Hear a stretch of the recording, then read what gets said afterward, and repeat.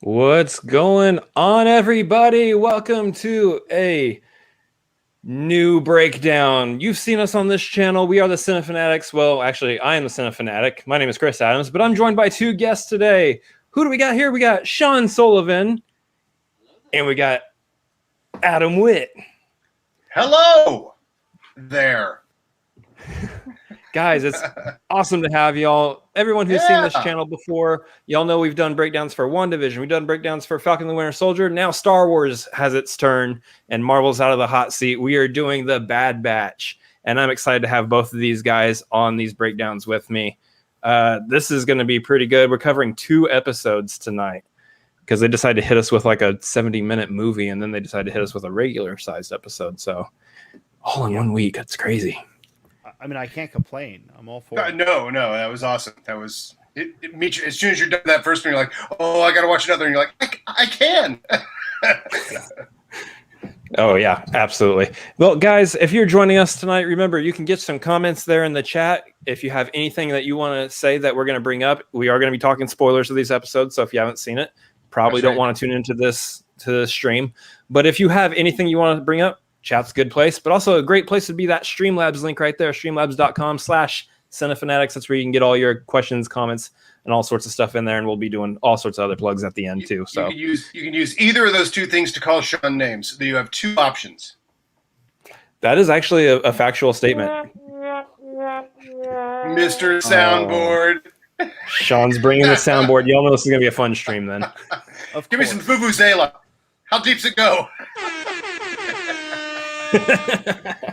I don't have the actual Vuvuzela, but we can do that one. Perfect. So I think we just dive into it. This first episode that we got here was Aftermath. First of all, what are we thinking of this series so far, right out of the gate? I fucking love it. It's the best. It's the best. There we go. I did it. Sean, we talked about this. Come on, Sean. We just talked about this. I love it. I think that the way that they have integrated things, I mean, off the bat, we get Kanan, and the way they integrate that story from the comics into a more TV-friendly story with some new characters. They change it up a little bit, but that's fine. You'll have to fill me in on the comics. So in the comics, it's a few minor changes, like the Bad Batch isn't there in the comics. Yeah. And there's a key line that's missing, which is Depa Bilaba says, "I'll be right behind you." And the only reason that's for the audience. What's the scenario here? What's better hosts? It more or less happens exactly how it happens in the show, with minor changes. Yeah. So Kanan's master Depa says, "I'll be right behind you," which is something that's echoed later in Rebels. He says that to Ezra a couple times. So like that, and is now missing. For anybody who is watching this who hasn't seen the show, this is her death, right? Yeah. Spoilers. Yeah. Well, I assume, like we said, I think everyone. It opens with Order 66, which is awesome. Yeah, I am all for. I mean, what an iconic moment to set a story during. It just didn't even occur to me. I'm like, oh yeah, there's more Order 66 stories to tell. And I knew Kanan had an origin somewhere in there, but yeah, we have 4. We now have 4 Order 66 scenes on film, so to speak. Yeah, we have the Clone Wars. We have obviously Empire Strikes Back, or Revenge Empire. Jesus Christ! It's Revenge of the Empire. I know they're like Bond titles now. Empire of the Sith. And then we have Bad Batch, and we also have Jedi Fallen Order has a really good Order 66 scene as well. Mm-hmm. I am all for them expanding on Order 66 every time we get a new series. Give me more. Give me as much as you want. It's awesome. Yeah. My one complaint was they didn't set it to the same music. That's expensive. You're making a financial criticism there. Yeah. Why were they so cheap? It's to not buy John Williams, the most expensive composer's music possible, to put into the scene. Well, but Star Wars has to have the rights to that, right? You don't hear it you hear it surprisingly in Rebels, but I think at some point they stop using so much of it. I don't know. You still have to pay royalties. It's interesting. Yeah. Is that because like there's like the whole TV side of things is kept separate from like movies, or it's just expensive music to license. Those notes are owned. Oh, so it's actually owns. Oh, I didn't know that. Music, not okay. Yeah. Interesting. Yeah, any of that score that shows it. That's why it doesn't show up in any of Clone Wars. It's all Kevin Kiner, that incredibly famous and expensive composer as well. But yeah, so that's why I was surprised it showed up in the Rebels, any of that music, or the video games as well. I'm like, I mean, you haven't heard John Williams' music in many of these video games either. Just recently, I think you started to hear it in like Battlefront, right? Well, no, it used to actually. He used to compose stuff directly for some of the video games, slightly altered, like Shadow of the Empire, famously has. Right, yeah. Unique compositions of, they're stuff from Empire or stuff from A New Hope, but they're altered slightly. But I mean, I know Kiner has done Williams's stuff in Rebels, but it's not the same. But to get us back on topic, the score for this show is really, really, really good. Is Kevin Kiner also a new person? I'm sure it is. It's got to be. He really did good Rebels and Clone Wars. I'll find out while we. This one is not trying to be any version of Star Wars that we've heard, and yet there's little notes of it. In fact, I heard there's like a higher registered Imperial March note. Like you kind of hear a version of that. Oh, did I go away? No, I've actually. Yeah, you're still here. Okay. I've actually noticed that some of the theme sounds like if they were to take like some of the Star Wars Galaxy, what we're used to theme wise, and then mix it with like a Pirates of the Caribbean and kind of make the Bad Batch like a pirate crew. Oh, you're right. You're right. It does have a total seafaring sound to it. Dun, dun, dun, dun, dun, dun, yeah, dun, dun, the scallywags and the rascals. Well, and that is very much in the strike zone for Star Wars as well, because Han Solo has always been called a pirate, which I always thought was weird when I was a kid. I was like, pirate, but they're playing loose with that. Yeah, he's got a cowboy vest as well. Like all the kind of archetypes. But when it came time to do the actual Han Solo theme, which there had never been one, there had only been Han and the Princess. Han Solo never had a theme. That John Williams composed that for Solo, and the rest of the score was composed by what's his face, John Powell. Yeah. But the Han Solo theme is completely John Williams in the seafaring. It's part of it straight out of Jaws and part of it straight out of the real seafaring score he does is Adventures of Tintin. The Han Solo theme, when you listen to that, that is Adventures of Tintin, John Williams, and that's because that's a seafaring adventure theme, and Han Solo is a pirate. Anyway, that's a little off topic there. No. I think it's exactly on topic. The other thing I wanted to point out was there's some of Omega's score has hints of the Ahsoka theme and hints of the Force theme. Yeah, that kid's got a good theme. Might be a little bit of a clue to. Do we think that her future is like being Force sensitive? I think so. Because they make a point in the second episode of she's made for a reason. And in episode 1, we see her kind of have some precognitive abilities, stuff like that very much is, That's right. She's one of the batch, right? That's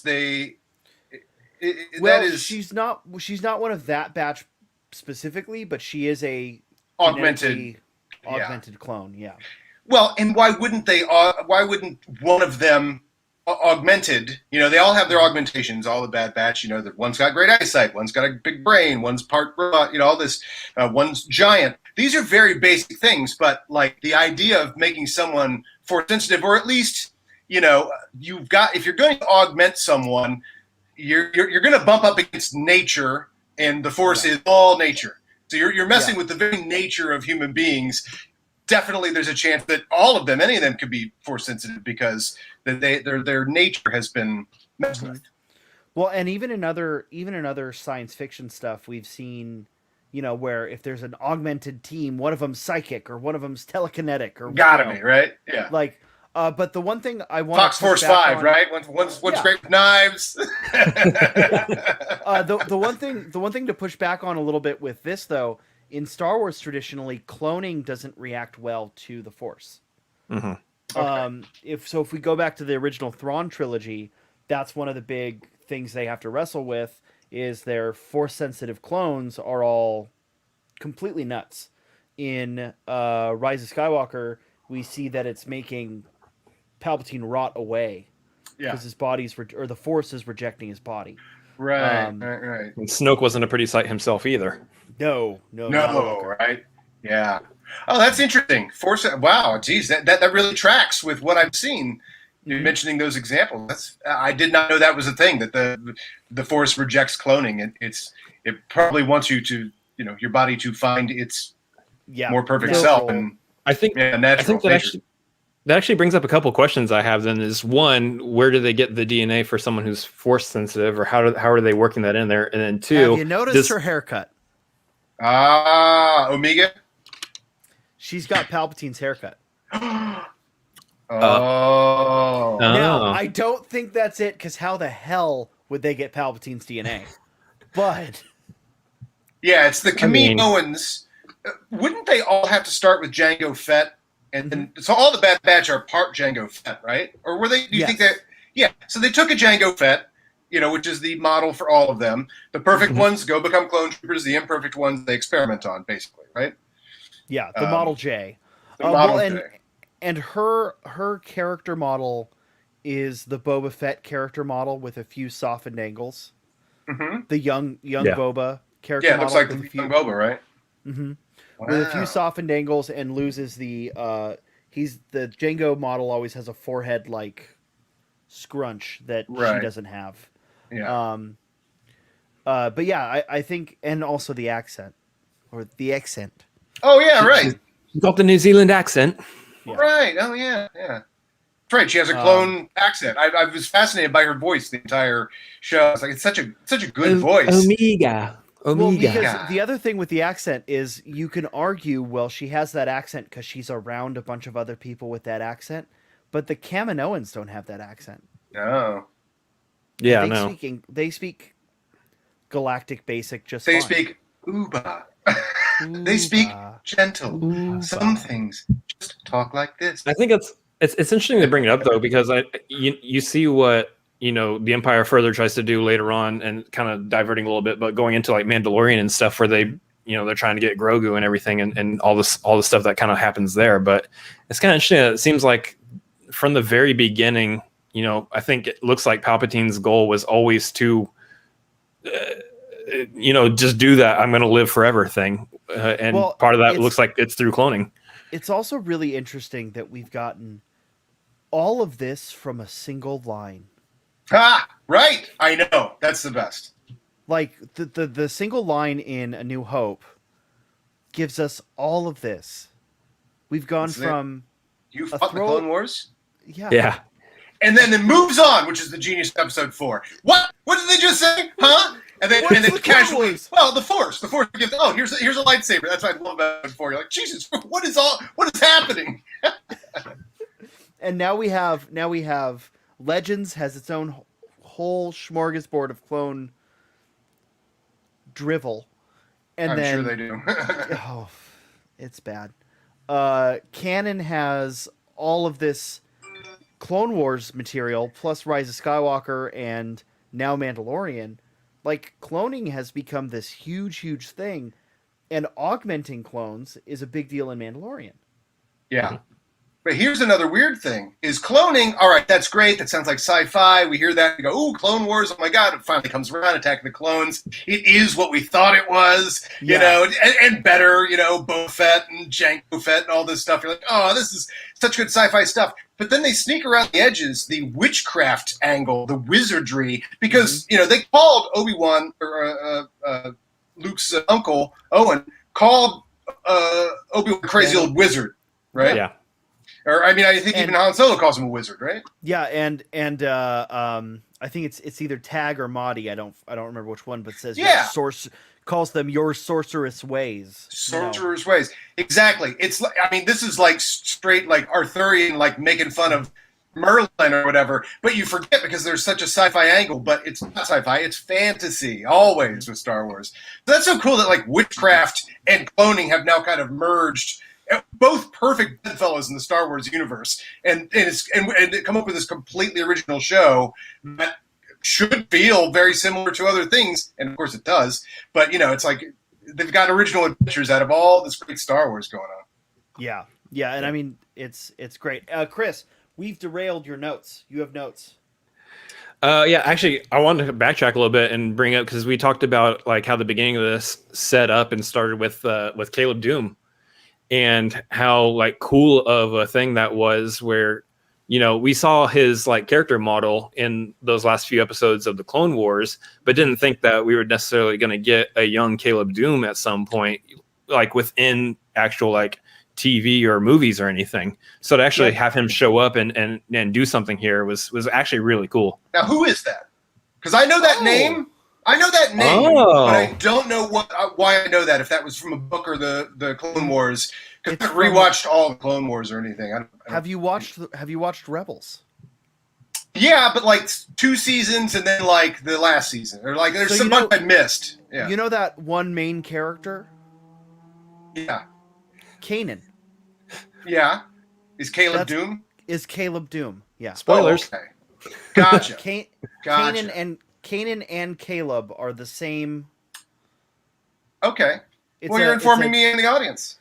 Yeah. So Kanan Jarrus was originally Caleb Doom. Okay. And I forget where he gets the name, but he Great changed Star Wars names. Yeah, they're so good. Right. He changed his name in order to hide from the Empire. Okay. And that's Depa Balaba's Padawan. Yes. Yeah. It was Kanan.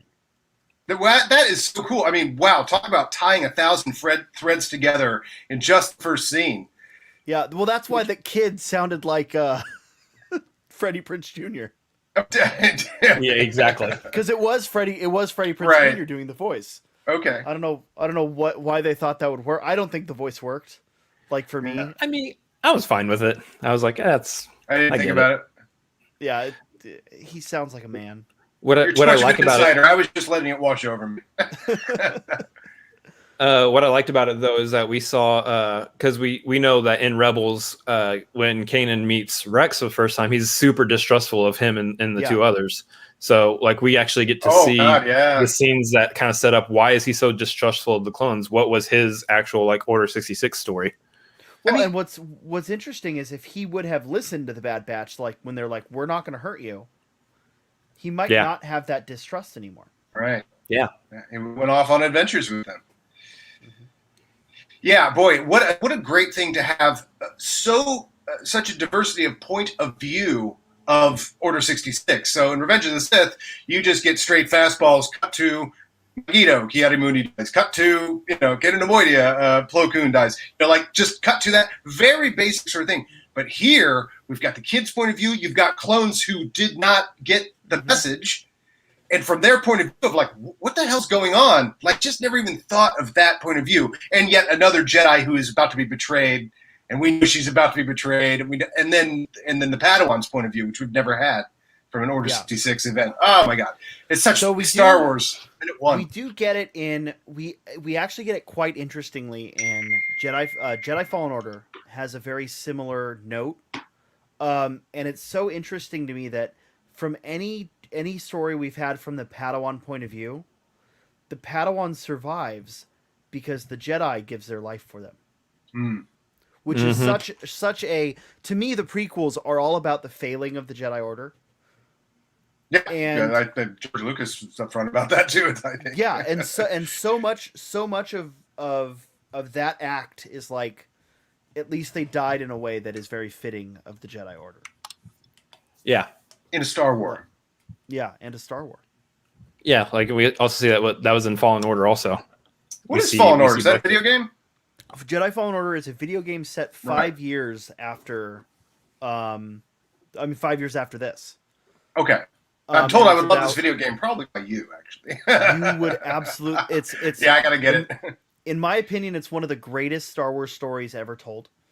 From the point of view of, I feel like you also love this kind of in between era. Yeah, the dark it's times. Great. It's great. So it very much leans into that. It opens up. Sorry, we're going to derail for a minute, but it opens up on a scrapping planet where the main character works scrapping junked acclimator assault ships and junked separatist ships. Yeah. And they're converting them into Star Destroyers. Oh, okay.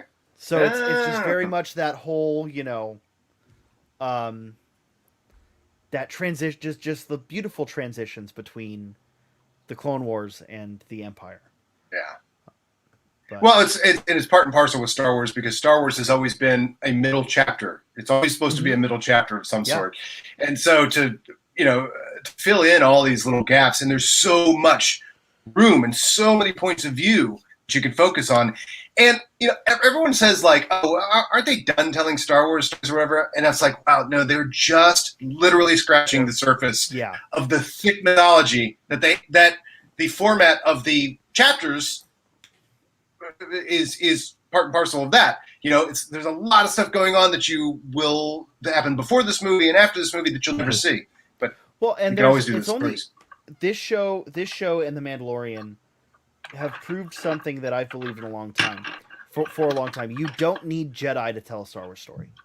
No, that's one part of Star Wars. Yeah, and that's why I'm so excited for the. It's funny. I wasn't excited for this show at all. Don't act like the Force and Jedi aren't pretty big characters, i.e. Yoda and the Mandalorian. But I know what you're saying. But like it was before the show, I wasn't that excited, and then about 2 days before, I was like, wait a minute, no, I'm in. We get transition and we get a story without Jedi, 100% in. Oh, and you get heroics. You get heroic stormtroopers, which I know we've always had in Clone Wars, but there's something even more because Clone Wars always had the huge weight on its shoulder of taking Clone's point of view, which is really, really sci-fi particular. And they did plenty of good stuff with it, but here these people get to be real characters who are also stormtroopers. And my favorite thing is like A-Team. Like anytime you got an impossible missions force, and they're all the best of the best, and they all got a specialty. I mean, I'm in. Yeah. You take that format and stick it in Star Wars, I'm like, all right. Yeah, well, and even with like, in my opinion, Hunter, I just look at him and he's Stallone from. He's Rambo. 100%. Yeah, he's Rambo. I want a Rambo in space, and I got one now. Yeah. And he's such a Rambo. 100%. Oh. Yeah, I mean it's. But his heart, because they saddle him with the fatherhood theme. That he's the one that feels real personal about Omega and has the real feel of fatherhood. I mean, he's already in 2 episodes. Hunter has matured. Yeah. I'm like, I feel like I'm watching a second season of Hunter. Well, so here's the crazy thing. Hunter's not that old. Yeah. He's probably 10. Right, because all these clones are advanced. Yeah. Yeah, effectively. Yeah. Yeah. So he's a 10-year-old raising a child. Yeah. 10-year-old raising probably someone who looks equivalent to a 10-year-old. Yeah, and I mean, Omega is probably 5 tops. Right, because they grow fast, right? Mm-hmm. Yeah, imagine only have 10 years experience with the body of Hunter or Wrecker. Although Wrecker acts like a 5-year-old. Yeah, and that's pretty great. Exactly it. I mean, he's got his. Yeah, they're all kind of 10-year-olds, aren't they? Yeah, like the maturity, like even Crosshair. Before he got Order 66, like it's just kind of like that petty thing.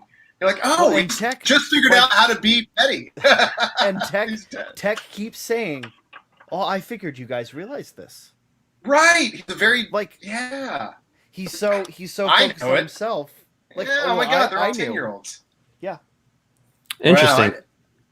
Wow, I think this is the first time they've done that well. Yeah, what a fun thing to play. Because there's no room to play that in the Clone Wars series. No. You're too busy playing battle, frankly. The other thing, they also have inhibitor chips that are working. Yeah. So those chips are probably giving them other programming. The good soldiers follow orders, and they're trained so differently. So here's 4 clones that 5 clones, I guess, who aren't being controlled in any way. Yeah. Yeah. They're not, Yeah, for the first time, people grown up like people. Yeah, because even with Echo definitely kind of seems like a grounding voice for them.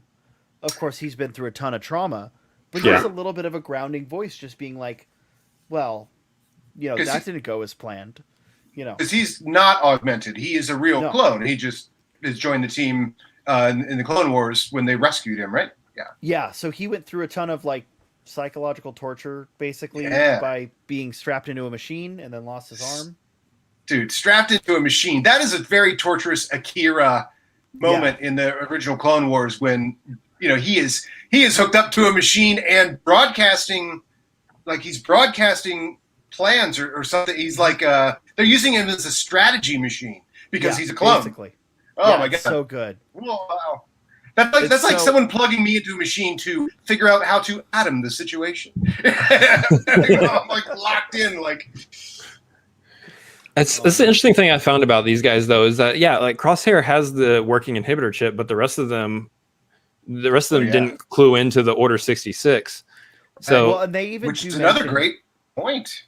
They do mention with Crosshair that it worked to an extent.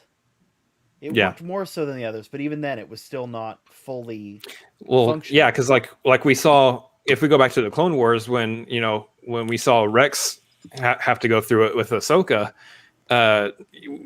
we see all the other clones staying steadfast up against Rex, saying like, "No, you're now a traitor and whatnot to us."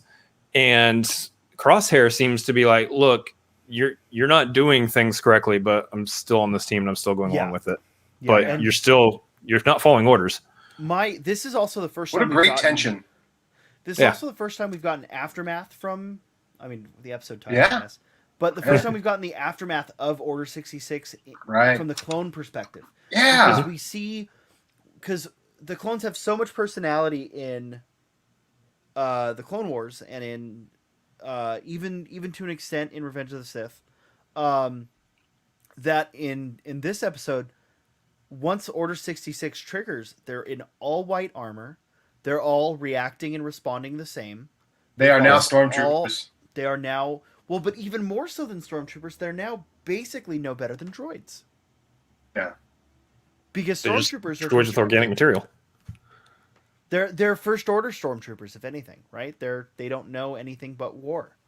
At least an Imperial stormtrooper is conscripted at the age of 18 or whatever. Yeah. I think that's one of the things I'm like super eager about with this series too, is that exploration, the exploration of the time between clones to recruited soldiers.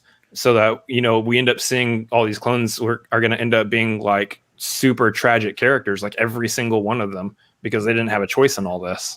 Well, continue.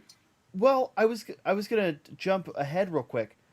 Do we think the Kaminoans are possibly going to throw a wrench in the Empire's plans? Let's talk Kaminoans and Tarkin.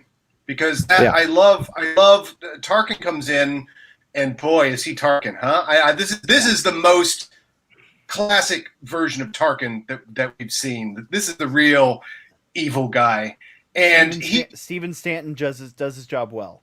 Oh my god! And so Tarkin goes to Kamino because of the defect in the troops that they didn't kill Caleb Doom.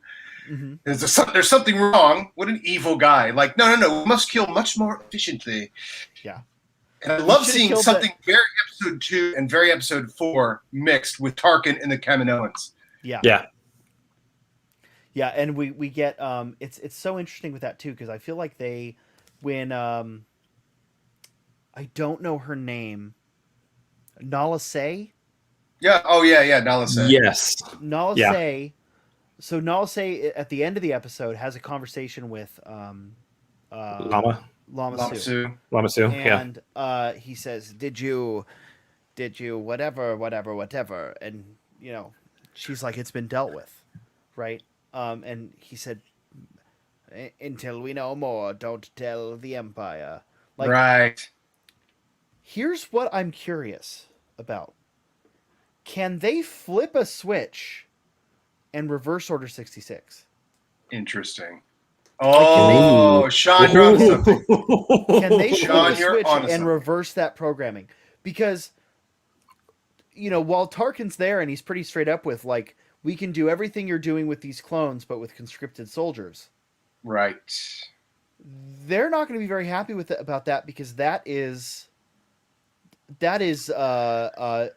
breaching contract, and they are very clear that the clones are Kaminoan property, not Republic property. Right. Are we gonna see a situation where like maybe the Bad Batch swing in and join forces with all the clones, and all the clones have to fight new recruited stormtroopers? If the Kaminoans go against the Empire, first of all, that would be a seed of why they have to start conscripting human beings from other planets, and why they changed from clones to troops, which we've never known before.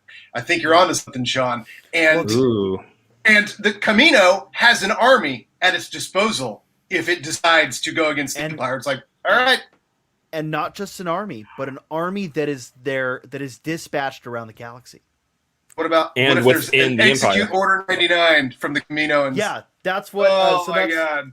Yeah, that would be the greatest. If we're thinking of it, then it's been thought of. It's been thought of. But in fact, it's been thought of in Star Wars Battlefront 2, the original one from 2005. Okay. Not the new Star Wars Battlefront 2. It's not confusing at all. In the original Star Wars Battlefront 2, Battlefront as well. One of them is called TOO, like Teen Wolf. Is it? I believe. I'm kidding. Battlefront TOO. So the original for the Xbox and the PlayStation 2, I believe, you played as the 501st. Okay. And you go through. I understand that reference. Yeah. You go through Attack of the Clones up through Return of the Jedi as the 501st Legion. And there is a clone uprising on Kamino. Whoa. But it's isolated to Kamino. Right. And it's exactly that. It's exactly the same thing. They shut down the cloning program. Well, that's the Kaminoans' cash cow right now. There's a contract. I also love that, again, the thing that's complained about in something like Attack of the Clones is you don't get much of Lama Su, you don't get much of Kamino. It's it's there, and there's an army, and then we're back off on the mission, and then something comes in. It almost seems like a complete mixed bag of like, oh, let's do this, then we'll do this, then we'll do this, which that's Star Wars, I think, but that's Star Wars. But I do love that now we get, again, always scratching the surface in the main movies. There's so much more to be said about Kamino, the Kaminoans, which I love, I adore, I love episode 2. And I just love seeing Lama Su and Nala Se, or a new Kaminoan that we've never met before, having a conscience and pride. Like, you're not going to use our... Whoa. You're going to use our army to go do... No. Yeah, like that pride. Yeah. Like, oh, okay. Well, then we're going to... You over. Well, but here's the thing. So, Nala, real quick, Nala Se is... I think we only know those 3 Kaminoans. That's the only ones I know, yeah. Lama Su, Nala Se, and yeah. That's why I was happy to meet a third. I was like, ooh, a third Kaminoan. Well, so she does show up a little bit in the Clone Wars. She's the chief medical Kaminoan for the clones. Which she showed up, and on the side note to that as well, she showed up along with that droid AZ1 numbers. In the AZ3. AZ3. Bunch of numbers. Who shows up when Fives discovers the chip. Yeah. In Clone Wars. But it's really interesting to get more Kaminoans because they have such an interesting strated society that they've explored in the book, like in the old Legends books, but never in the new stuff and never in an accessible medium, right? The big thing for me with Star Wars is like, yeah, I can read the books. People like Alex and Thomas Harper, they'll read all the dang books. But the general public is never going to go, oh, well, I want to read this book about these clones and No, it's up to these major events to introduce these ideas that are well explored sometimes in other mediums. I don't read many of the books either. No. But I often know of things that are happening in them because you read references and stuff. So I know some of that stuff that is now coming back into canon. Yeah. Yeah, I mean, actually, real quick, what's funny is we got a Streamlab that came through here, but I think we actually answered this question. Streamlab from Catatot saying, "What are your theories as to why Nala Se let Force 99 escape?" Okay. Yeah, so as to why she let them escape, I think it's entirely because of Omega. Because clearly there's a bond more so than doctor patient. There's that bond there because they have the matching headpiece. Right.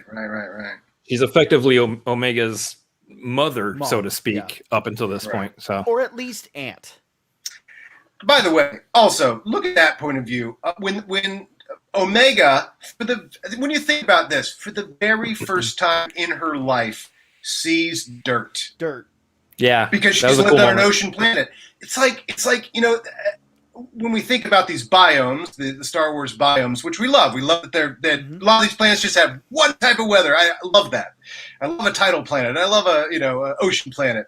But the ramifications of that are such great story and character development.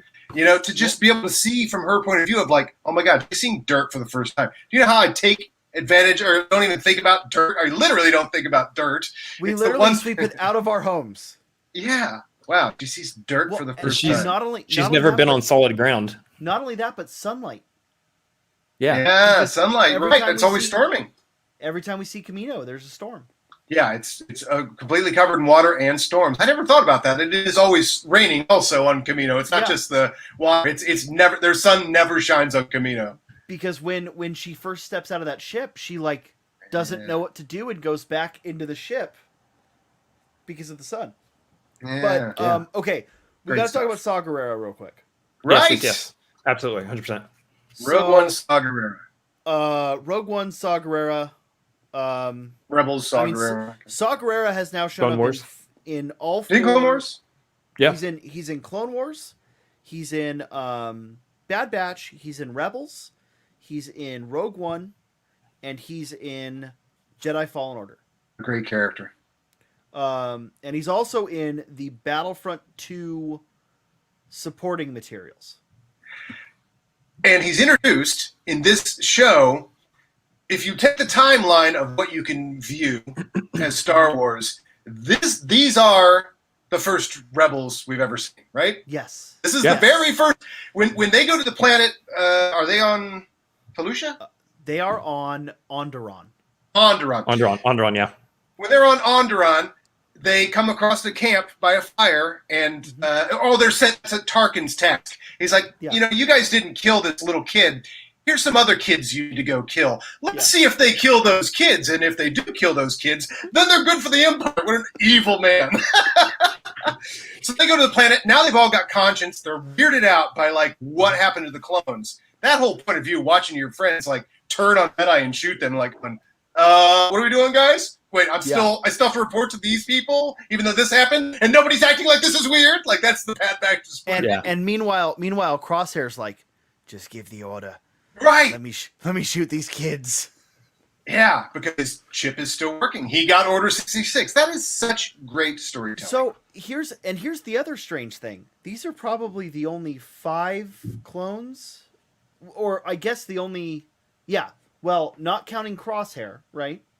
But if you count our 5 main characters plus Cut, these are our only 6 clones that would be in a situation to not get triggered.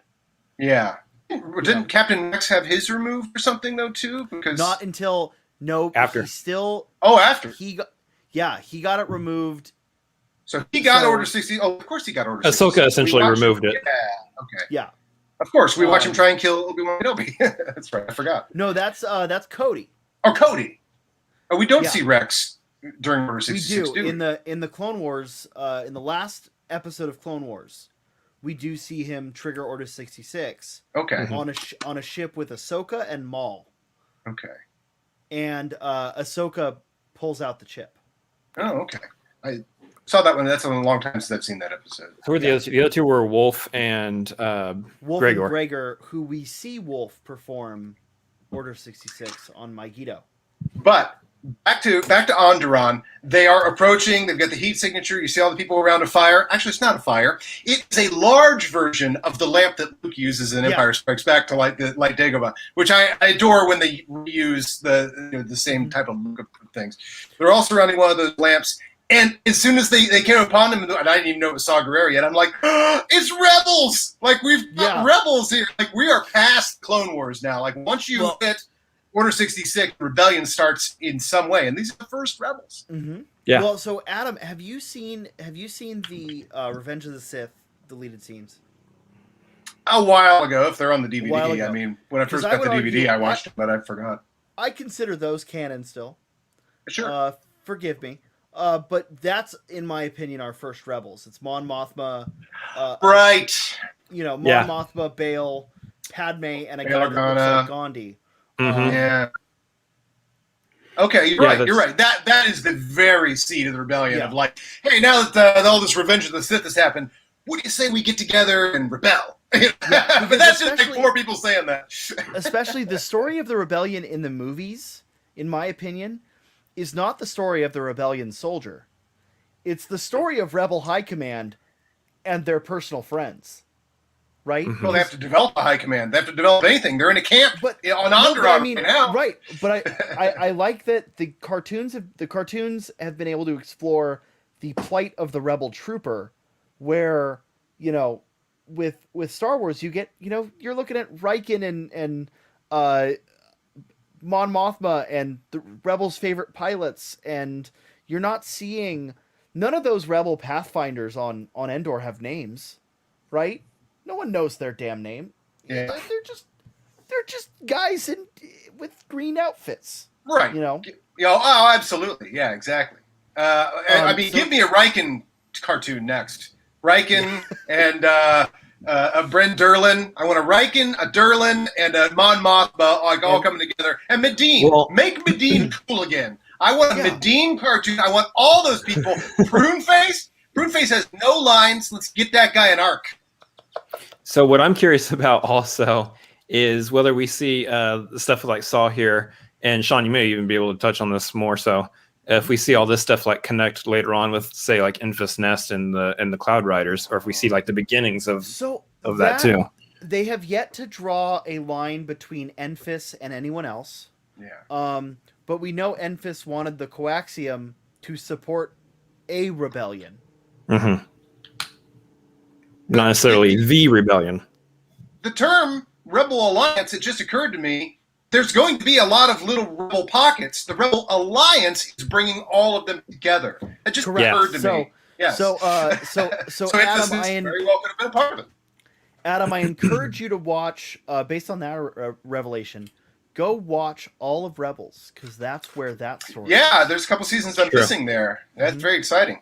Rebels definitely shows that tale, and it also explains a little bit why Mon Mothma and why Saw isn't part of that alliance. That's the part I didn't see of Rebels, because I've never seen Saw Gerrera on that show, and never saw Mon Mothma. So I must have missed. That must be what I'm missing. So in that show, it does kind of give you a little more backstory as to why Saw Gerrera is not, why he's a partisan and not a member of the alliance. Yeah, why he's like a complete loner come Rogue One and everything. Mm-hmm. But I mean, he's probably asked to join the alliance and said no. Yeah, effectively, or even from what I understand, Enfys Nest might have as well. Yeah, well, and so I think Chris's question is whether Enfys Nest is an ally of the Rebel Alliance or the Partisans or a third faction. Yeah. And I don't know. I'm still curious to get more of that. But really, any excuse to get more Aaron Kellyman, I'm in. Sure. Give me more Enfys Nest. I mean, Aaron Kellyman's fine, but Enfys Nest is awesome. Love Enfys Nest. I mean, and that whole group, man, give me an Enfys Nest cartoon also. Yeah. All right. So what we're going to do, we have Enfys Nest, General Meeting, Pruneface. We're just racking them up. Can we keep Weasel? Do we get to keep Weasel? Absolutely. Okay. That's the lead. Yeah, there's a couple other things I wanted to hit on this first episode, for like especially like all the stuff that touched back on us seeing like the animated versions of what we saw in Revenge of the Sith. I thought was just a fantastic touch. So the whole intro. I can gush about the intro for a minute. So I did not expect to get that Clone Wars style intro of "We're at war." Yeah, that too. Imperial whatever Republic forces have. Forces. Especially because I don't think we expect to hear Tom Kane's voice too much more, because I think he's pretty much having to retire from voice acting too. Yeah. Oh, I didn't think about that. This might be his last role. Why's that? Actually, he had a stroke and he can no longer speak. It affected his voice. Yeah. I did not. I'm gonna look and see if this is Tom Kane's last. If they need a Tom Kane impersonator, I do that voice a lot. I love that voice. At first, I was like, did he die from that, or is he still? No, he's still alive. He's not going to be able to. He can't. He just can't do voices. Okay, complete side note here. I did not know that he was the professor in the Powerpuff Girls. Oh my god, that's so awesome! Oh yeah, I didn't know that either. Apparently, he's the narrator for a JFK documentary. War. He is John President shot. A president shot.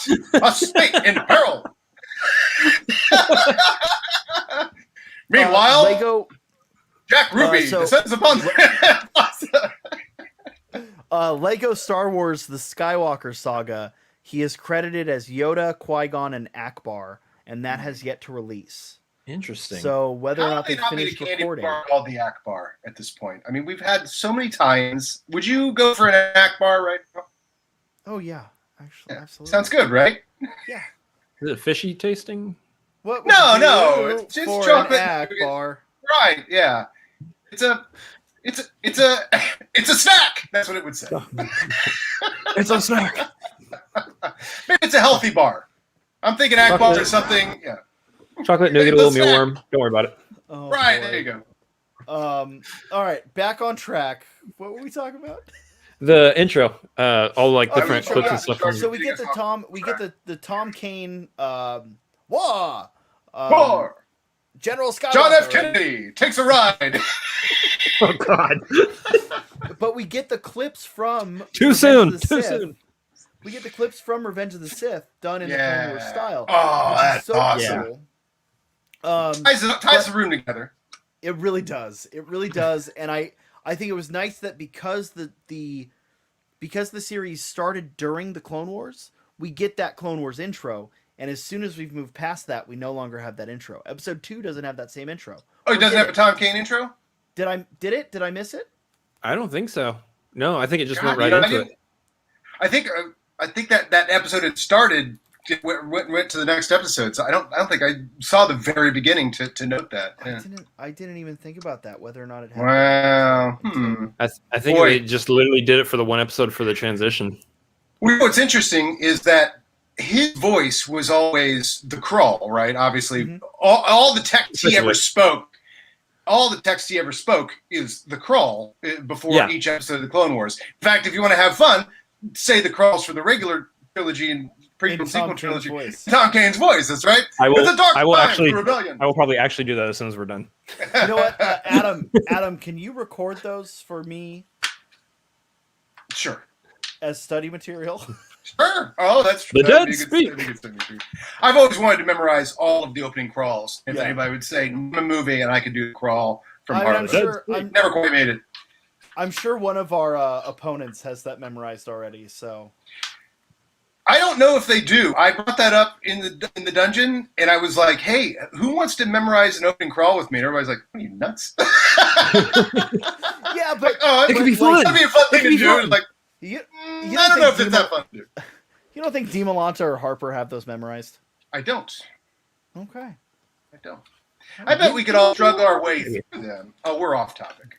Okay, Clone Wars, Bad Batch, Prune Face. Where were we?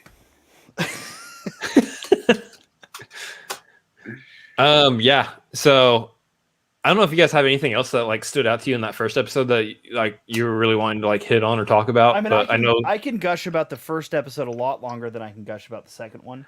Yeah, personally. And honestly, like the only thing I really like that stood out to me in the second one is obviously Cut coming back into play because we've seen Cut in the Clone Wars.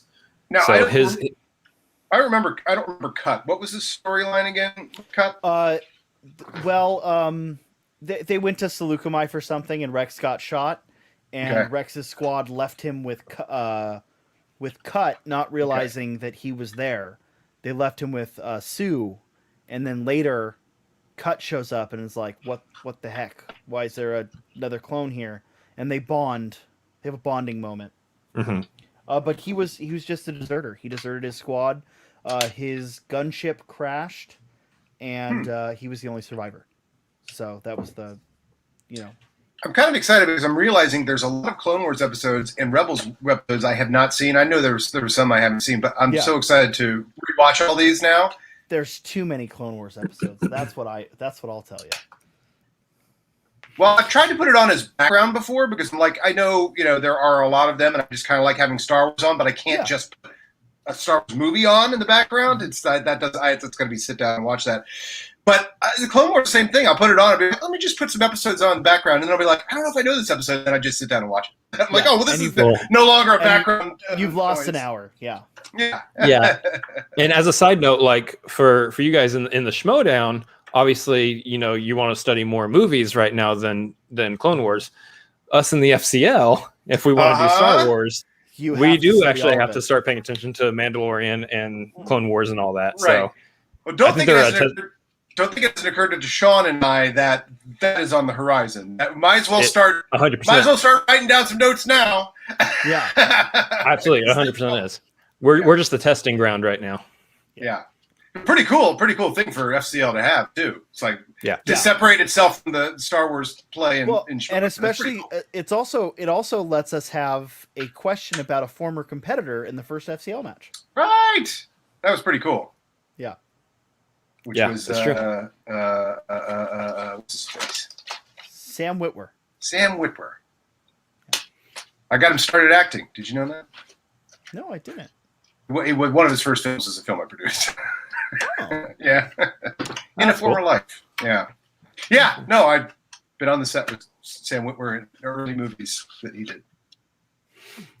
Yeah. So, I mean, as a whole, like, I love the direction the show's going in right now just because of the space that it's exploring. Yeah. We talked about that time period, seeing the transition and everything. And then, like, Sean, you bringing up the whole, like, the fact that they could be flipped on a switch would just be so awesome to see.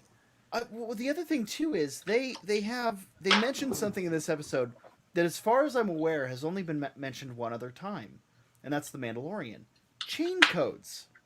Chain codes. Yeah. It's usually scan docs. It's chain codes here, right? Yeah, chain codes. So I'm guessing that's like your social security number. Yeah, basically. I would think so. Identification number, serial number, whatever they ask you in the military. What's on your dog tags, basically, your digital dog tags? Yeah. So I never really thought about that because I was thinking, like, oh man, a whole lot of people would freak out if the government tried to do that. But then we already have social security numbers, so what the heck? That's the thing. We already have those. Done. If you get the vaccine, I'll type about on my phone. I'm going to go on my phone and say, if you get the vaccine, the government will know where you're at on my phone. I'm going to put that in Twitter on my phone. Well, guess what? They already know where you're at. I'm going to get on my telephone that's hooked up to the internet and type on the internet from my phone in my house with my location on my phone that I'm afraid of getting the vaccine because they'll know where I'm at. They'll know where you're at, yeah. But I love the way they position. I love the way they position it in the show, though, because it like we now think like, oh man, Empire is evil for doing this. How dare they? Yeah, and the chain code thing. Yeah. Well, and Tech and Echo point out like the clones so bad wanted names instead of numbers. I love that line. Now the citizens are lining up to get numbers. Wow. Yeah, boy, that's some real good storytelling. That's some real good point of view stuff. Well, Dave Filoni, man. He's the master. I mean, people keep saying they want him to replace Kathleen. I'll tell you the reason I don't want him to replace Kathleen. It's not that because then completely different job, people. And then he won't have time to do this shit. You know who'd make a better plumber? This mathematician. I mean, He's a director. He's like a creative. You take him off set and put him in an office where Kathleen Kennedy's been her entire life. Like, people don't know anything. People are so stupid. No, because I think we're looking at a situation also where Kathleen Kennedy pretty much trusts Dave Filoni to do almost whatever Dave Filoni wants at this point, which I think is it's perfect. You already have a good setup there with that. Certainly to do some of these projects, like she could have not hired Dave Filoni, which would have made her dumb. But she's not dumb. Technically, George hired him. Yeah, originally. But I'm saying each of these new projects, George isn't sitting in the office and going, "Oh, who do I want to direct this one?" That's Kathleen. She promoted him. I think it happened during her reign. She promoted him to head of animation. Yeah. He heads that whole department now. Yeah. I mean, you look at this situation. You look at the Bad Batch. Here's a story about a random rogue group of clones that have special abilities and stuff. Mm-hmm. Like that show doesn't fly unless Kathleen Kennedy absolutely trusts Dave Filoni to tell a really good story with it. I don't know if I'm probably the only one on this call that has this experience. To think that, so I first learned about the Bad Batch when the Clone Wars got canceled originally. Because they were it's like an animatic version, because right? there's an animatic version of it. And they released that. These are the episodes we didn't get to animate, but here's the storyboards. And then when they released the Clone Wars, they released that full episode. Yeah. And so first and foremost, when the Clone Wars got released and it was doing week by week, the first 4 episodes I felt really slighted on because I'm like, well, I've already seen these episodes. Yeah. I mean, which Clone Wars? The last season. The last season. The last season. Did, right? yeah. Yeah. So when they went to go finish the last season, I'm like, well, I've already seen these 4 episodes. I want to see other episodes. Weren't they black and white drawings in the other one though? No, they're the animatics. Yeah. Yeah, but they look like GoldenEye. They look like GoldenEye. Yeah, they were like all GoldenEye. Nintendo 64. Yeah. Yeah. This was a little better version. In fact, the animation has come very far. Yeah. So the animation in this, I saw someone on Twitter call it gap closing animation. Now I don't know what that means, but I think of all the Star Wars animation we've had, this is above and beyond what we've had before. And this second episode, even more so than the first, I thought. Yeah. You can tell the first was shot and done as a pilot, and then the second episode is done, in regular production run. In regular production, and the animation is just gorgeous. Yeah. What they do with the skin now, and it all looks like chalk, which is cool. Yeah. Like it's not tried to. I always hate when people criticize digital animation because it doesn't look real. It's like Toy Story is not trying to look real. Yeah. So same thing with the Clone Wars. They were always meant to look like marionettes, right? That was the model, was the marionation Thunderbird style or whatever. But now that they've taken it and they've made it not try to be more realistic, but a more like that chalk look of how all the designs are and everything. Oh my God, the uniforms in the Bad Batch are just so beautiful. They're so cool. Yeah. How cool is it? Oh, sorry. No, I was gonna say I'm a sucker for helmets and armor. That's right. Yeah. Going. Yeah. I'm a big Mandalorian. I'm a big Mandalorian shill. Love it. I loved, and I think I need to go back and look and actually pay attention. I mean, I've got freaking this on the wall, right? Pointing out the skull. I need to go back and look and see. I think Echo's helmet changes between these 2 episodes. Oh, does it? Because Adam, there's another clone commando squad we see in the Clone Wars, and it's Delta Squad. Okay. Delta which is Echo was originally part of Echo's squadron, right? No. Echo is part of Rex's squad, but Delta Squad is a 4-member commando squad, just like 99 Clone Force 99, and they're originally from the Clone Commando video game, which released. There's a Clone Commando video game. Yeah, it's very good. It released in 2005, and it just got a Yeah, I didn't play the games for a long time and missed all the Star Wars games. Yeah, it's got a PlayStation 4. It's no longer canon. Well, it just got re-released on PlayStation 4 in the digital store. I've seen Jedi Starfighter got released as well. I don't know if that's worth buying, but it's only like $10 or something. I don't remember. I don't know that I played that one. They put the Pod Racer one back in the PlayStation store, upgraded for good. PS4. Yeah, that one's good. They released it on the Switch and they didn't upgrade it, which was kind of a letdown. Yeah. But yeah, I mean, it's the Clone Commando we had them transfer from video game to show, and that's kind of what the Bad Batch are loosely related to. For example, Wrecker's rifle is a rifle we don't ever see in the movies. It's a DC-17M. Oh, wow. Research. Well, no, I just know it, which is dumb because I don't need to know it for the Schmodown ever. No. Yeah. Even that's the thing too. Even when they go to small screen Star Wars, it's going to be like the most broad question. Like they're the 5 pointers. There could be 5 pointers in the Clone Wars cartoon are not going to be very common. Yeah, I hope not. But yeah, so the DC-17M, which is specific to that game, and he's the only member of the squad that has one. But the other thing was, I think Echo's helmet in the first episode was their helmet. It was the Delta Squad. Excuse me, Delta Squad helmet.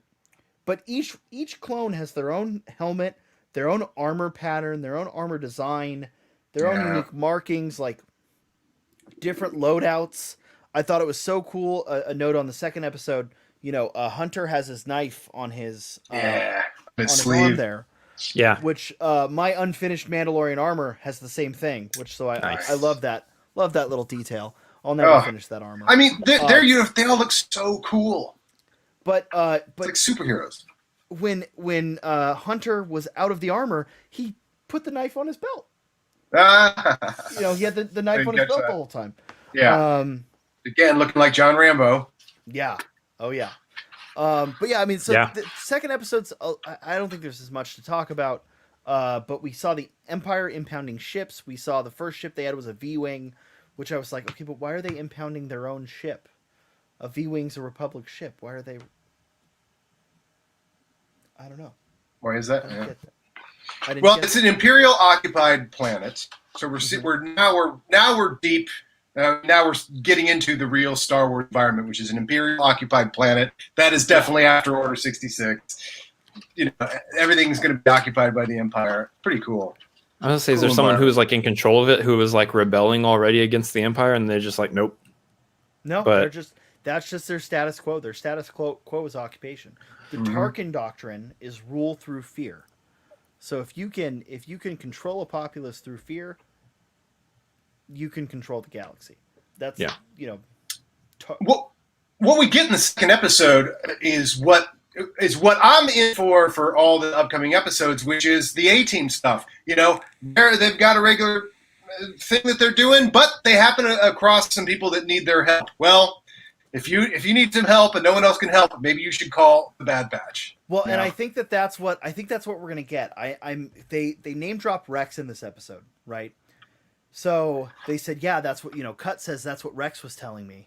And they're like, wait, you saw Rex? Where's Rex? And he said he just passed through. So I think we're ultimately leading to the Bad Batch encountering Rex and maybe Gregor and helping Rex get Gregor and Wolf out. That's the story we haven't seen yet. Yeah. So because we know when we find Rex in Rebels, he's with Wolf and Gregor. And I believe, if I'm mistaken on this, sue me, but I believe Wolf was the captain of Kaidi Mundi's. Was he in the Order 66 scene? I believe so. Commander Wolf.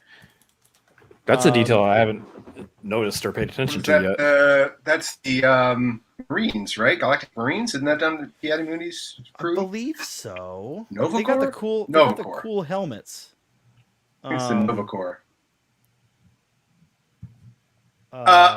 Okay. So speaking of helmets, while you're looking that up, I love all the Stormtrooper helmets, and I love the progress they've made. I didn't see when I was a little kid, and I loved Stormtroopers, and I had every kid had to have more than one Stormtrooper action figure. That was one of the big profit things that's genius is you can't just have one Stormtrooper action figure. Every kid had 2 or 3.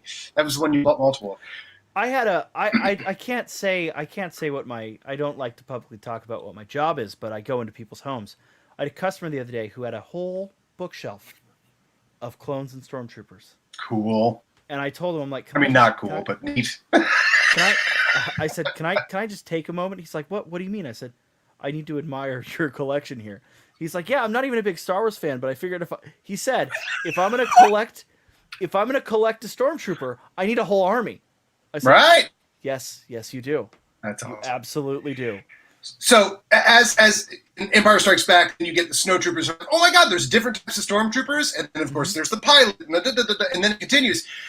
So each of their helmets is a different. One of their helmets is like a bark trooper helmet, which is this, like the speeder bike guys from Saleucami. Yeah, one of them is like a biker scout-ish looking thing. One of them is Tex is kind of biker scout-ish. And then it's like the clone version 2 or 3, I think. One of them, the stormtrooper looking one. Well, it's just so cool. They each have different helmets. Oh, I love that. That's the other thing. Hunter, even before the Empire, Hunter has a stormtrooper helmet. Yeah, weird, but it's great. Yeah, the Revenge of the Sith style stormtrooper helmet. But what that is that No. Hunter has a Oh, does a he? New Hope, yeah, style. He has a New Hope. Oh, I have to look at that again. It's just painted a different color. what I love about look that at that. I'm is gonna fall in love with that. it shows that their armor reflects who they are as characters, because they're just taking like essentially the scraps from all these different troops and everything and kind of put them all together, and that's kind of what they are. They're kind of like scraps essentially.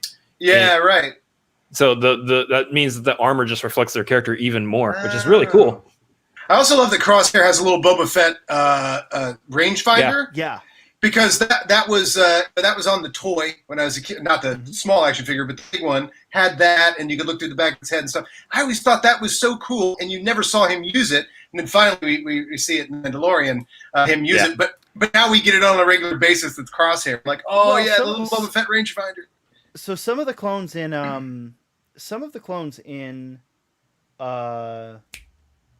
Revenge do have that. Yeah. Here, I'll Christopher, if you could. Oh yeah, I guess Rex has one, but it never uses it. You never see it flipped down. Christopher, if you can do me the honors. Here's Hunter's helmet. That is a classic Stormtrooper helmet, isn't it? Yeah, the visor is a little bit different. I mean, the Clone Wars animated version, it's not, which is a little different from A New Hope. Yeah. But yeah, it's missing the T of the clone helmets. But the helmets on the clone for the later seasons of the Clone Wars are closer to this, right? But you're saying it's not they're this. somewhere. This is somewhere in between. It's somewhere in between the the You're right. You're right. It's the perfect progression towards separate eyes, and then you're pretty much there. Separate eyes, and it's missing the Mandalorian T visor. I love all the progress of the armor of the clones. Yeah. See, that's what I like about this stuff is like when we see all these like little details and everything that just pop up, that's what I love about the whole Star Wars universe in general is that there's just so many details that they could just bring back in anything at any time. And it just builds the lore so much. It's so cool. I'm already enthralled with this show. So much connective tissue. And like I said, Star Wars rests most comfortably in being in the middle of where you're chapter 4. Everything's chapter 4 basically for Star Wars. You look at this, say this is the very first Star Wars thing you see all these original neat little helmets and all these little things, and then you go and you start watching other stuff and you're like, oh hey, that's the Hunter's helmet. Oh hey, that's it's kind of cool that they are. That's why I always loved Boba Fett when I was a kid. It's like that guy's got history all over him. I don't know what that pelt of hair is hanging off of his arm, but he skinned something. All these dents and dents here and all this stuff. Mm-hmm. These guys are just classic Star Wars in that way. But of course, we now know we are seeing them having known that that's this helmet, that's a range trooper helmet or whatever. Well, and the other thing too is with I was totally forgetting what the heck I was about to say. The nice thing about the show, I've had a lot of people say, hey, I never watched Rebels, I didn't watch Clone Wars. Can I watch this show? Absolutely. Yeah. You don't need any. You don't have to have seen anything. Right? Because you don't have to know who Caleb Doom is. That scene works without. I mean, I knew it was somebody, but the Balaba being attacked by the clones and this kid has to watch it. I don't care who that kid is. That is great drama. My dad's 60. He's the one that introduced me to Star Wars. He loves Star Wars. Mm-hmm. He loves The Mandalorian. Oh, this is a great old man show. Yeah, well, I got him to watch the last few episodes of Clone Wars, and he loved it. But he's not going to go watch all of it, right? He's not going to go watch Rebels, but he'll watch this because it's airing, and it's the A-Team. Yeah, it's the A-Team. This is a great old man cartoon, but to show your old pops, like this is anybody that's got a Tom Clancy novel sitting by their big chair will also enjoy the Bad Batch. I was supposed to be named. I don't think my dad's a Tom Clancy fan, but he wanted to name me Jack. Is he a Clancy Ryan. Brown fan? Sorry, no. What did you say? I was going to say he wanted to name me Jack Ryan. But he wanted to name me Jack Ryan after his father, not after Tom Clancy novel. Yeah. Chris, what Jack else you got Ryan for is. no- Do you know how different you'd be? Sorry, off topic here. Do you know how different you'd be if you'd been named Jack Ryan? I think our names is very significant. I wish if I go through my high school as a Sean, very different experience than an Adam, which was a weird name at the time. I wish I could have gone through high school as Jack Ryan. You would have played football whether you wanted to or not. Jack Ryan. Well, Adam, I have good news and bad news for you. I played football for 11 years. You I was did? quite good at it. Yeah. Oh, okay. I have. Well, never mind. Because Never I mind. am Sean Ryan still, but Yeah. the Jack, we dropped the Jack. And that's a good point, Adam. Can you imagine if I was named Adam? I've got my Wow. I was quite good at Nice. it. Did not know. Somehow I took you for a nerd. I am now, but growing up, I was not the.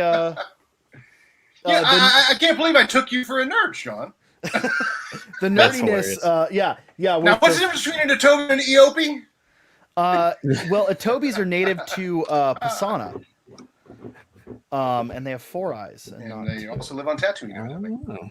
I still don't understand that. Do you think Eopes call Atobis 4 eyes as a put down? They've got I think we're off topic.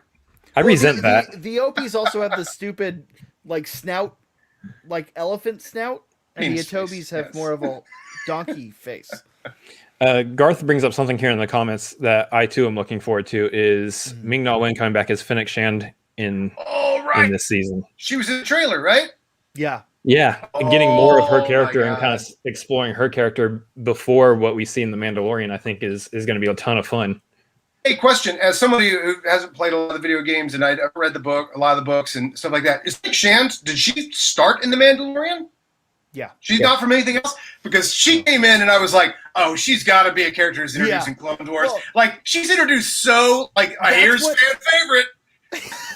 And so I was kind of shocked. I was like, wow, she's brand new to this. I prefer that as a Star Wars Like a introduction. Boba Fett. Yeah. I prefer that as a Star, because again, that's the A New Hope. Oh, yeah, thing, yeah. right? That's the classic. Yeah, exactly. Boba Fett is introduced like, hey, here's your Yeah. favorite guy. It's Yeah. Clone Wars, yeah. It's you introduce a character who, in that universe already has an existence, already has lore, already has a story to them, and We just don't know it. Maybe we'll get to see it later. Yeah, because even Darth Vader, he's like, no disintegrations, and kind of looks at the camera and winks at the audience, like, you guys know this guy You guys disintegrates disintegrate people. people, right? Yeah. No, I know. It is the magic of Star Wars. It is, and it is you could call it a formula, but basically a heart to the whole thing, the used universe. The idea that today is not day one of anything's life in this universe. It's all the ships are beat up, and you're going to see how they get beat up unless we decide to tell that tale later. But yeah. Great stuff. Isn't Star Wars great? I think this figured out tonight. Yeah. It's so good. It's so good. Yeah, So she's next in the Book of Boba Fett. That's gonna be a fun one too. Oh, right. What a dream come true. Book of Boba Fett. Oh, I was there just it is. excited. That's the I was just power of the excited to Force see- version right there. I know them all. It is. It absolutely is. I was just I excited love to see my Boba Mike Fett. That's Pop my up somewhere at all. childhood is lots of power of lots of broad-shouldered Star Wars characters. Yeah. What'd you say, Chris? Sorry. Luke I was Skywalker saying, can bench 520. I was saying I was just excited to see Boba Fett pop up somewhere at all, let alone he's going to have his own series or anything. Yeah, let alone, the fact that he popped up at all, like the idea that somebody was wearing Boba Fett's armor made me jump up and dance around the room. As far as I knew, Boba Fett wasn't going to be in anything else in the episode, much less be awesome in this. And have Tamura Morrison Oh in the my armor. God, Tamira Morrison as Boba Fett. God, this really is one of the greatest things that ever happened. We could effectively still see him in this show, though, right? We could, yeah, absolutely. Yeah, he could come into play at some point. Teenage Boba Fett. Well, remember, again, this is another one of those unreleased animatics. We do have an animatic of how he got his dent. Oh yeah, which could show up in this series. Nice. Cad Bane hits him with a headshot, and really the helmet just but that's up there. You can look up Boba Fett Cad Bane, and it'll pop up on YouTube. But that's a finished animatic that Filoni obviously wants to tell. So tell it here, or tell it somewhere. I need some live action Cad Bane, by the way. He is such a yes. Star Wars character. That's near the top Perfect of my Star list Wars. right now. Yeah. Well, That's near the and top. we don't know want his that. fate either, so he could still show up in The Mandalorian or something. Book of Boba Fett. He has. Oh God, since we get everything we want, Book of Boba Fett's probably gonna have Bosk, Dengar. I mean, Yeah. if I were developing that show, I'd be like, Yeah. you know what the audience really wants? They want a Dengar Bounty story. hunters. They want to see bounty hunters. Give me bounty hunters. They want the Boba Fett revenge tour. Yeah. Right. Again, another complete side note. Do you know about Dengar apparently might be in the sequels? No, I haven't heard this. So I mean, the there's a chess piece is on a lot of people. Dengar's chess piece reappears as part of K2SO has Dengar's chess piece, and also who else has Dengar's chess piece? That's a great name for a band, isn't it? Dengar's chess piece. Dengar. Yeah. Dengar's chess piece. Yeah. Somebody else has it too, but it reappears. That armor. Dengar's. Han Solo. All of the Mimban, they're all wearing Dengar pieces. Yeah. So there's a character in Rise of Skywalker, I believe, named Hrothgar Deng. Oh yes, I know the Hrothgar Deng theory. I didn't into play football though. Yeah. Hrothgar Deng, for anybody who doesn't know, and I know most of you probably know, but is a guy that shows up in Rogue One, right? Or No, he is Solo. in Rise of Skywalker, I believe. Oh, that guy. It has to be Ah. after the original trilogy. And he looks like Dengar if you took the wraps sheets off. of his, took the wraps off, and yeah, it does. It And looks he's like seen Dengar. some things. Yeah. Interesting. Yeah, so I don't see Dengar. I want a Zucka's story, man. 4 Because 4 so LOM has not had any adventures yet. there apparently is a reference book that says that Dengar became almost unrecognizable after extreme surgeries following the Galactic Civil War. Which And yet- Hrothgar Deng is just a head on a robot body. Yeah, okay. So he's gone full robot. Yeah. But he's still got a lot of Dengar going on, yeah. And He's his name more is machine now than Hrothgar man. Deng. I mean, come on. More machine now than man. Which we did get a line of that in the first episode. Yep. Tech says that to Echo. Oh, right, he does. Yeah. So much fun stuff. So much fun stuff. This show loves being Star Wars. In fact, all Star Wars, the one thing you could say about it, whether people like this, don't like that, all of it really enjoys being a Star Wars. I will give movie you or one TV show. I will They give you just one love it. exception to that. No, none of these are putting it in. Go ahead. I don't think Resistance loved being Star Wars. Oh, you're right. Resistance is not that interested in being Star Wars, is it? Well, so season 2, they do a lot better at being Star Wars, but season 1 to me, it felt like it didn't want to be Star Wars. Yeah, it felt a little like, yeah, it just felt a little more Saturday morning. Mhm. It's space adventure time. Space adventure very- fun. Robot Very space adventure. ancillary. Yeah. Yeah. That kind of Yeah, feels I like the like- way it was animated too. It was I kind like of the like that. anime. I do like the animation Yeah, style. I mean, that's not an accident. Obviously, they could do realistic animation if they wanted. They wanted it Yeah. to be a little more Saturday morning cartoon. Mhm. But yeah, that's the one I should put on as background while I'm washing dishes. Yeah. Like, if I miss a little Resistance, I don't care. But it's got droids Yeah. and stuff, Yeah. Yeah. I mean, Bucket, one of my favorite droids in Star Wars is in that. Bucket. He's just Oh yeah. the interior parts of an R2 unit with a pilot helmet on. Ah! He has no shell. Oh my God! Really? Yeah, Interesting. he's just the innards with the R2 legs and like the a little R2 bit head. of framing. No R2 head, just the camera bit of the R2 head with a pilot helmet on it. Oh, that's funny. Okay, I've seen very little Resistance. Yeah, same. But Some good anyways, ships in it. I like the ships in it. Yeah. Well, they're all uglies. They're Right. all combinations of other ships. Right. An for AX wing sure. and a BY wing. Well, as far as this series goes, so far I think it's off on the right foot. There's got a lot of cool stuff I think is going to happen here. Oh my God! There's so many places they can go. So much to do. One thing we haven't even talked about. It's nothing's more Star Wars than a redemption storyline, right? Crosshair. They're gonna at some point. We got to rescue Crosshair. He Yeah. can't remain the villain. He is Yeah. now tortured, and stuck, Well, and he's going to keep attacking, and he's good. I think that's why they have to meet with Rex, because Rex has to tell them about getting the chips removed. Right. Yeah. Right. And we have so much to learn about Omega. Oh my gosh! Okay. Oh, okay. I do like this animation style. I like that animation style. He's naked. Yeah, he's naked and he's just got a helmet on. That animation style that we're talking about right now, it's very cartoony, but look at all the depth and stuff. It's an unusually high quality version of the completely texture map it and then stick just a flat animation color on top. But it's got a lot of depth to it and stuff. It's actually pretty cool. It's done so well. A lot of shadow, a lot of reflection. Yeah, Winter Soldier, great call. He's such a Winter Soldier. That's a good point. Yeah. But all right, well let's blow this joint. What do we got? Yeah. So I mean, here's the thing. I want to do these like every week. So anytime you guys are free and available, we'll chat about this, obviously. But well, we're in. We're excited. Yeah, this is great. This is going to be a great show. I'm excited to talk about it even more. But first of all, we're wrapping this one up. So guys, where can they find you? Adam, we'll start with you. Well, right here. Oh, you mean after this?